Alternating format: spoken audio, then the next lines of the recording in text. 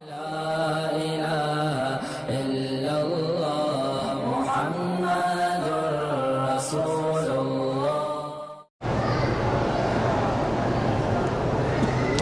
میں نے زنا چھوڑنے کے لیے نیت کی، 1000 نفل بھی پڑھی، توبہ بھی کی، لیکن مجھ سے پھر زنا ہو جاتا ہے۔ بہرحال پھر توبہ کریں، ابھی توبہ کا دروازہ بند نہیں ہوا۔ اور دوسری بات یہ ہے کہ جب تک اپنا ماحول نہیں بدلو گے کوئی فائدہ نہیں ہو۔ توبہ بھی کرتے رہو اور تمہاری راتیں جو ہیں وہ بھی ہیرا منڈیوں میں گزریں، تو پھر توبہ کیسے قائم رہ سکتی ہے؟ توبہ کرو، پھر اللہ والوں کی صحبت میں رہو۔ آج کل بہتر یہ ہے کہ تبلیغ والوں کے ساتھ نکل جاؤ 4 مہینے کے لیے، انشاءاللہ امید ہے کہ تمہاری اصلاح ہو جائے گی، باقی اللہ کے علم میں۔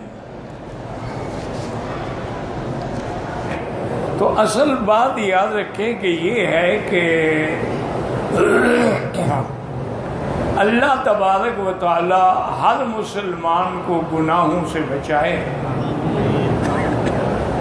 علماء نے اور اولیاء اللہ نے لکھا ہے رحمت اللہ علیہم کہ نعوذ باللہ جب تم گناہ کرتے ہو، کبھی تم نے سوچا بھی ہے کہ تم پر کتنے گواہ ہیں جو دیکھ رہے ہیں؟ سب سے پہلی بات تو یہ ہے کہ اللہ کی ذات دیکھ رہی ہے، اس سے آگے تم چھپ ہی نہیں سکتے۔ چاہے تم غاروں میں چلے جاؤ، محلات کے تہخانوں میں چلے جاؤ، اللہ کے آگے کیسے چھپ سکتے ہو؟ تو ایک تو اللہ دیکھ رہے ہیں، اور دوسرا فرمایا کہ جس زمین پہ تم گناہ کر رہے ہو وہ زمین بھی قیامت والے دن گواہی دے گی کہ یا اللہ یہ ہے وہ بندہ جو میرے اوپر گناہ کرتا ہے۔ تیری زمین پہ زندگی گزاری اور گناہ کرتا ہے۔ اور ایک روایت میں ہے کہ زمین کہتی اللہ مجھے حکم دو میں اس کو یہیں غرق کر دوں، اللہ فرماتے ہیں نہیں، ابھی اس کا وقت نہیں آیا۔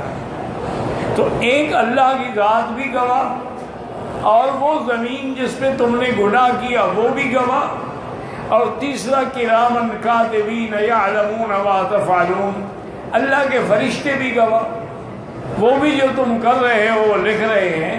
تو اتنے سارے گواہوں کے باوجود تم گناہ کی جرات کرتے ہو، تو پھر تمہاری ہلاکت اور بربادی جو ہے وہ لازمی۔ اسی طرح ایک اللہ والے نے لکھا ہے کہ مشکل یہ ہے کہ ہمارے ایمان اتنے کمزور ہو گئے ہیں، ہم کسی سپاہی کے سامنے گناہ نہیں کرتے، ہم کسی چوکیدار کے سامنے گناہ نہیں کرتے، ہم اپنے گھر میں بیوی کے سامنے بھی گناہ نہیں کرتے، ڈرتے ہیں کہ فساد ہو جائے گا، لیکن اللہ سے نہیں ڈرتے ہیں۔ تو نعوذ باللہ، یعنی اتنا بھی ہمارے دل میں اللہ کی عظمت نہیں ہے۔ تو جن کے دلوں میں اللہ کی عظمت نہیں ہوگی تو پھر ان کی ہلاکت یقینی ہے۔ باقی بات یہ ہے کہ انسان ہے، اس سے گناہ ہوتے ہیں، لیکن اس کے لیے یہ ضروری ہے کہ فوراً توبہ کرو۔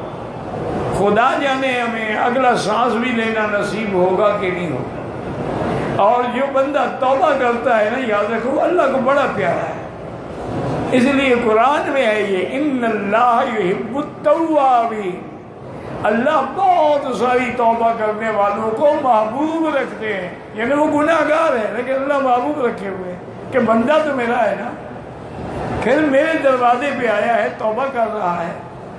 اور جو اپنے آپ کو گناہوں سے پاک کرتے ہیں اللہ ان سے محبت کرتے ہیں۔